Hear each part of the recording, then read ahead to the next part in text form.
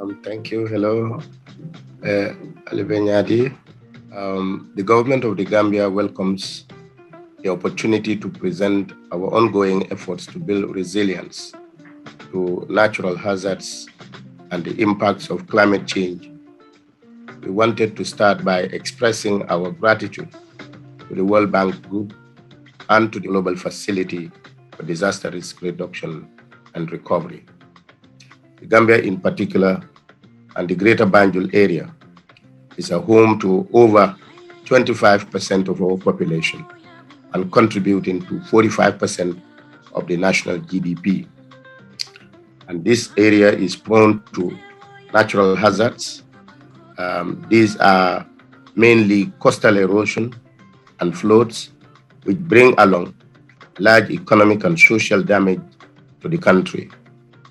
With the expected effects of climate change, these problems will become even worse if no action is taken.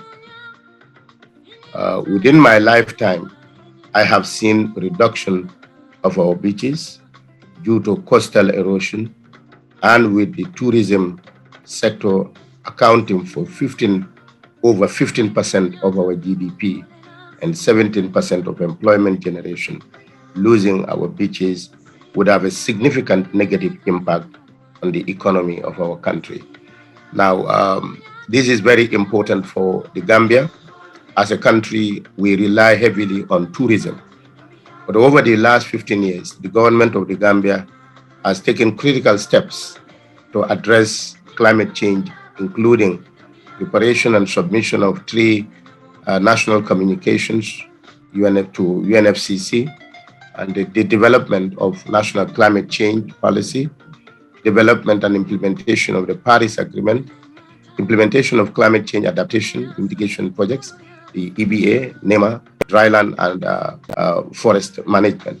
The Gambia is also a front runner of the LDC initiative on effective adaptation and resilient building, Live AR. Realizing that it is fundamental to understand and measure the risk we are facing before we can develop an effective strategy to reduce this risk. The government, through the National Disaster Management Agency, approached the bank for technical assistance, focusing on assessing flood and coastal risks in the Greater Banjul area and developing an investment plan to address these risks. The technical assistance brought together key stakeholders to identify and prioritize risk reduction interventions. Thanks to this work, we are able to identify specifically 5 hotspot areas whereby interventions would have the biggest impact in reducing risks to natural hazards, including those induced by climate change.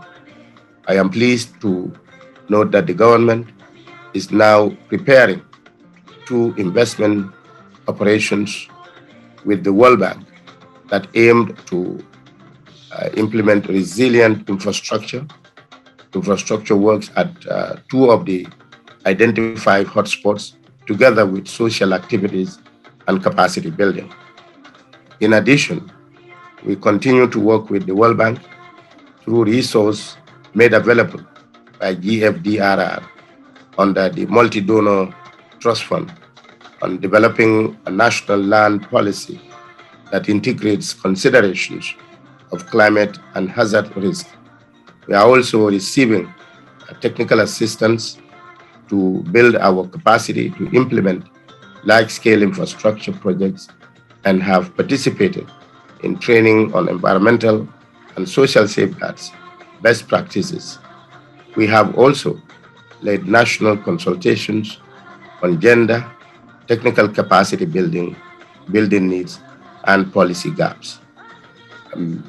We also embark on building the resilience of our national and communities, national institutions and communities that are vulnerable to natural hazards, and the impact of climate change is a key national priority, and the government of the Gambia looks forward to continue collaborating with the World Bank to see that we ameliorate this long-standing, protracted problem of coastal erosion and other related climate change issues.